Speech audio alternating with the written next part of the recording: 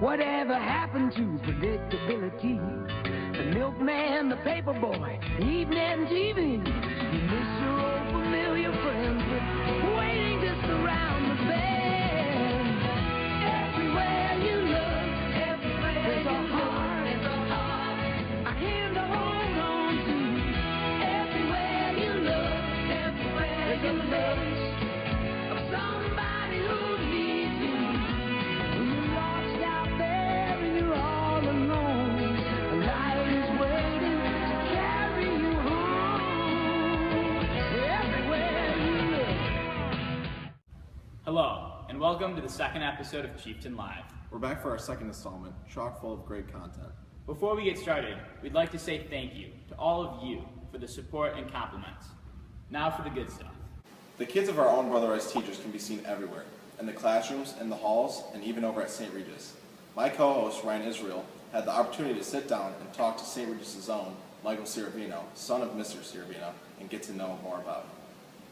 Hello, Brother Rice. I'm Ryan Israel here with Michael Ciravino, here to ask him a couple questions about life as the son of Brother Rice teacher. All right, first most important question, what's your favorite color and why? Blue. Blue? Why? Water for swimming. Oh wow, you like swimming a lot? Yeah. That's good. All right, who is your favorite teacher at Brother Rice other than your dad? Mr. Philo. Mr. Fowler? Is he funny? Yeah. Does he yell really loud? Have you heard him yell really loud? No, I can't hear him Oh, you can't hear him now. I yell? can hear him from next door. Oh. Here. All right, and do you want to come to Brother Rice someday? Yeah.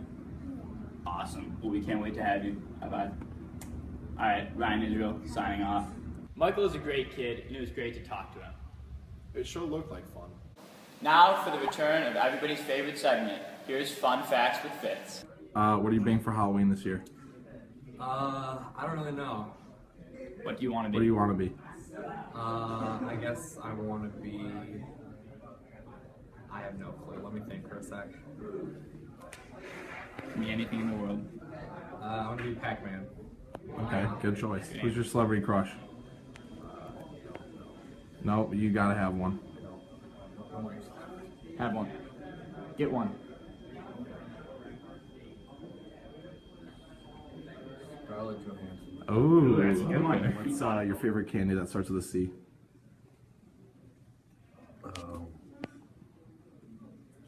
What candy starts with a C?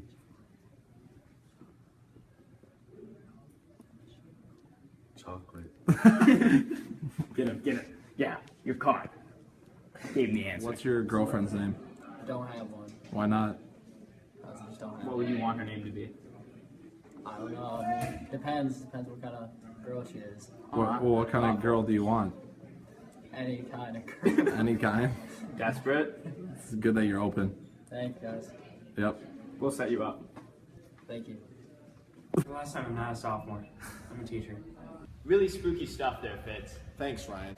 Now we're going to turn it over to our sports reporter, Colin Watts, for his Outside the Lines-esque report on the cross-country team. The cross-country team faced its hardest test of the 2016 campaign at the Oakland County meet at Kensington Metro Park. The Warriors, who were led by juniors Michael Tremonti and Grant Davey, and also sophomore Alec Miracle. This big three ran a great race, with Alec finishing first with a time of 16 minutes and 47 seconds.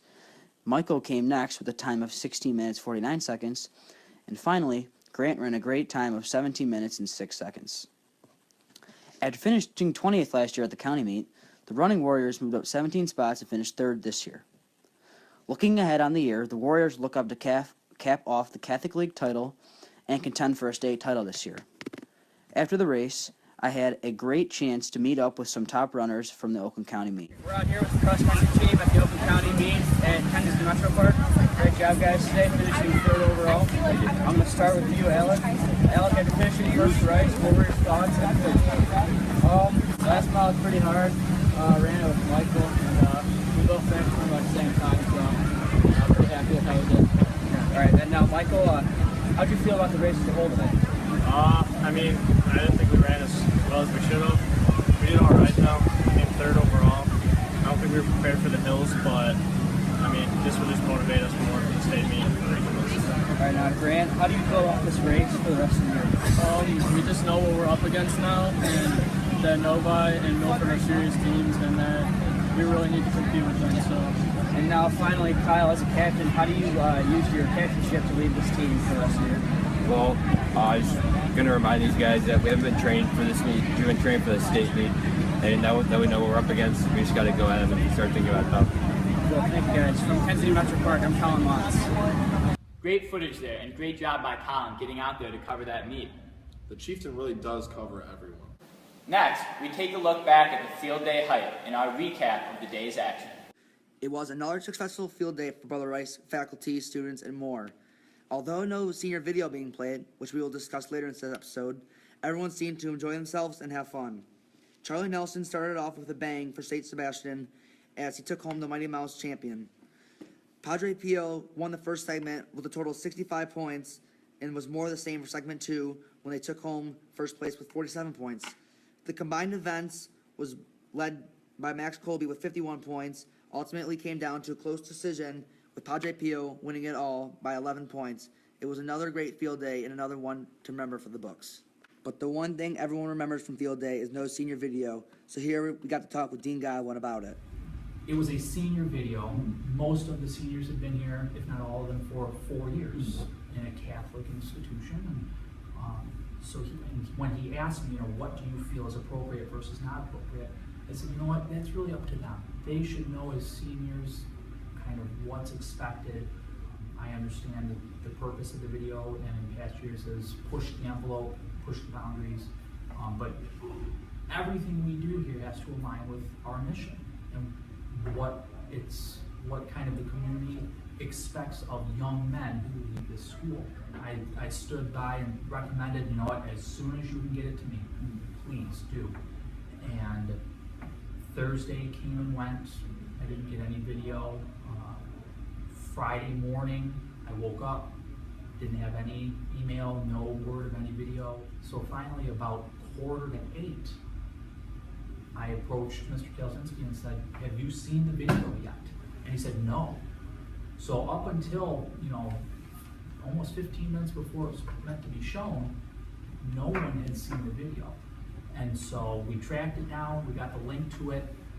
Ms. Jackson and I previewed it, and unfortunately it was just not something we could show. I told him very honestly, and I'll tell you guys too, that I lost sleep over that video the night before because I was concerned that because they hadn't gotten it to me with enough time to preview it and talk about it and potentially edit it, that we wouldn't be able to show it. It is a tradition, and I want to see it continue. Unfortunately, it didn't happen this year, and they chose not to show it in mentor group. But that is definitely something I hope to see continue in the future. And now here's Joe Cal with the call of the winning band for field day. Of this year's field day, the other team came in second place. They won by 11 points. The second in a row.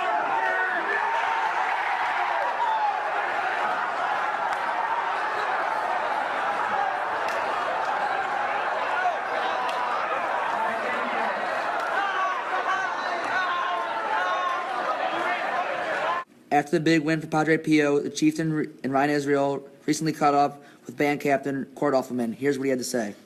Hello, I'm Ryan Israel here with Court Offerman, the band captain for the winning Padre Pio. Court, how did you feel?